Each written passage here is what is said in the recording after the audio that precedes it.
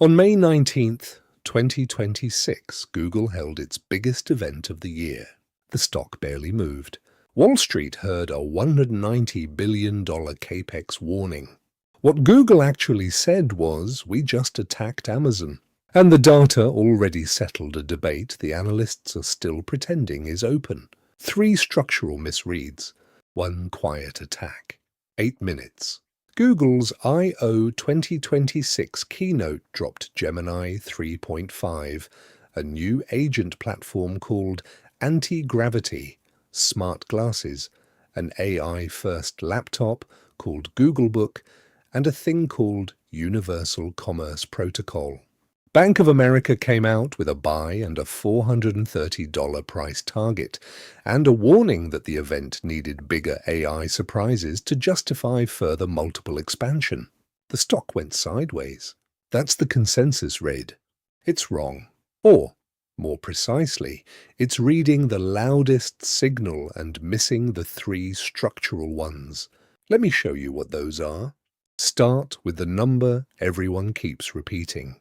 $190 billion in capital expenditure for 2026, 6 times what Google spent in 2022, more than twice 2025. The bear take is straightforward. That's brutal pressure on free cash flow that compresses margins, that strains the model. One YouTube analyst literally titled their breakdown, "Is 190 billion Capex the real problem?" That framing assumes Capex is a cost. It is, in the accounting sense.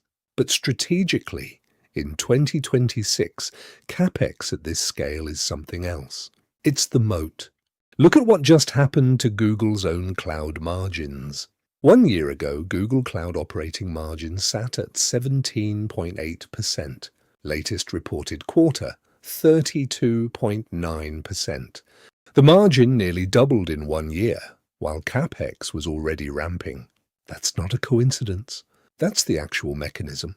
You spend tens of billions on data centers, custom silicon, networking, and power infrastructure. The early years look like a fiscal disaster. Then utilization catches up. Inference scales onto your own substrate instead of someone else's. Per unit cost collapses. Margins expand on a base that no competitor can replicate. There are exactly 3 companies on Earth who can credibly spend at this rate: Google, Microsoft, and Meta. That's it. Apple chose not to. Amazon's Capex is comparable but split across retail and AWS, not concentrated on AI training and inference. Every other AI company is renting compute from these 3. So the question isn't whether 190 billion strains free cash flow. It does, short term. The question is whether owning the substrate that every other AI product on the planet has to rent is worth the strain. The TSMC playbook gave us our answer a decade ago. Capex at this scale isn't margin pressure. It's the only moat that compounds. Now the thing nobody covered, buried in the I/O announcements, was something called Universal Commerce Protocol. The press treated it as another agentic feature. It isn't. Here's what it actually does. You search for a product on Google. The agent finds the lowest price across all participating retailers. It handles the entire purchase, discovery, comparison, checkout, payment, without you ever leaving search, end to end.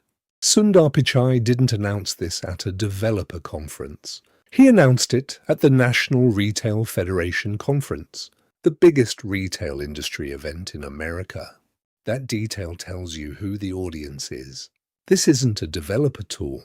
It's a pitch to merchants. Now read the list of launch partners. It includes most of the major US retailers. One name is conspicuously absent: Amazon.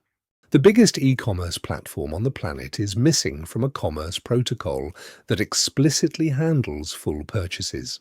That's not an oversight. That's a positioning statement. Google has spent the last decade losing product search queries to Amazon.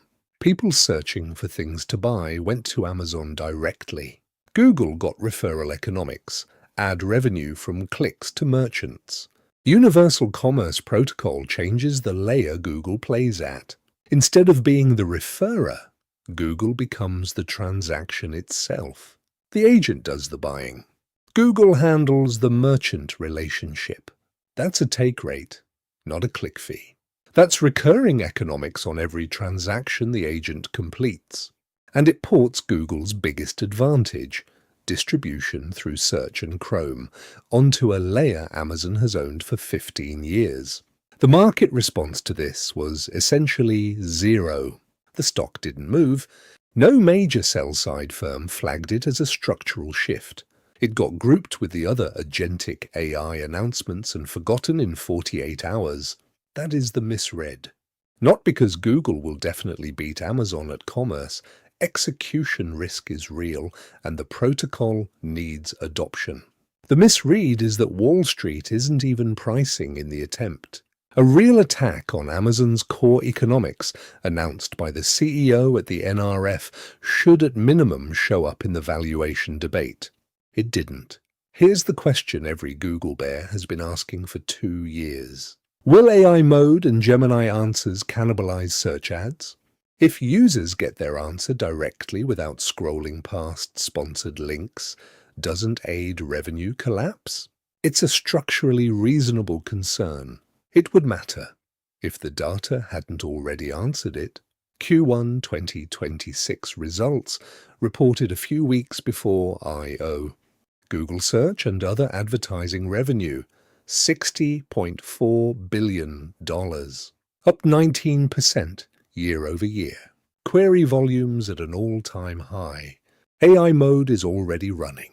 Gemini-powered overviews are already showing on a meaningful share of queries. And ad revenue grew 19%. Not declined. Not flat.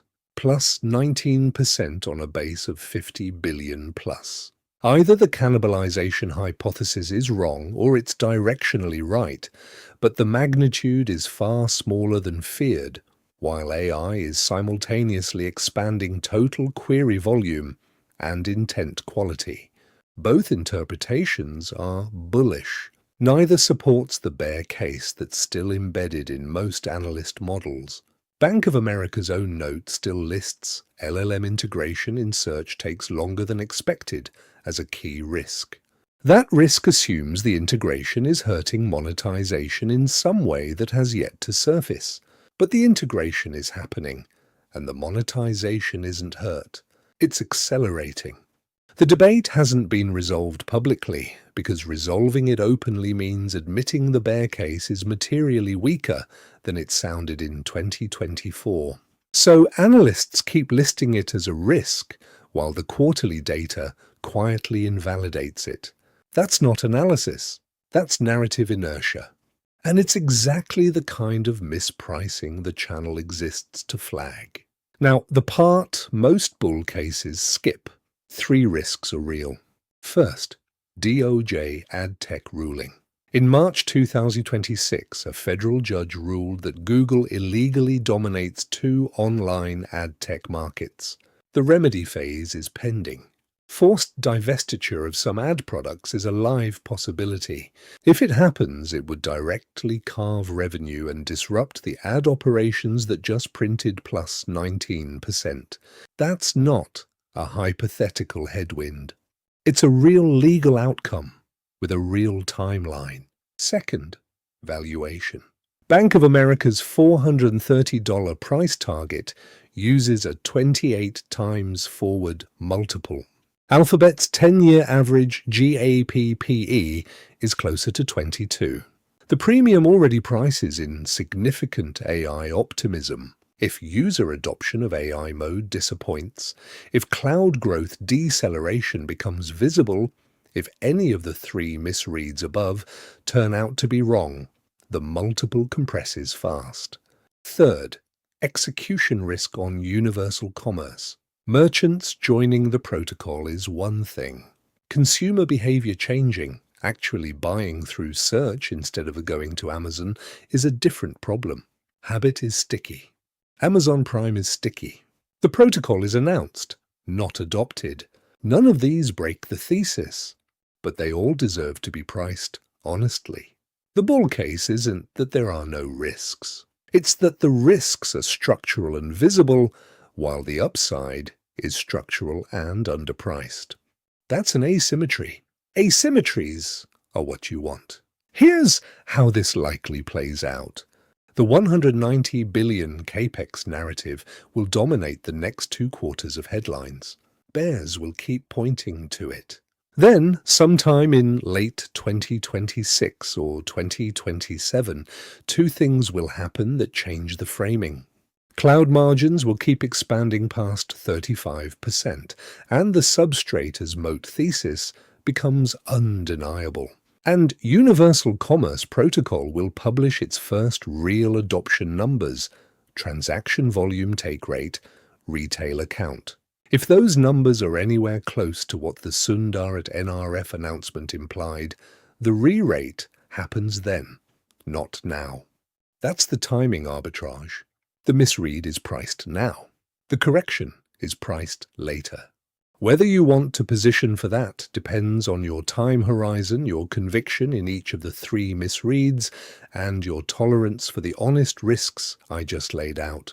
Not financial advice, just the structural read the headlines missed. So, that's the read. Wall Street heard a $190 billion Capex warning.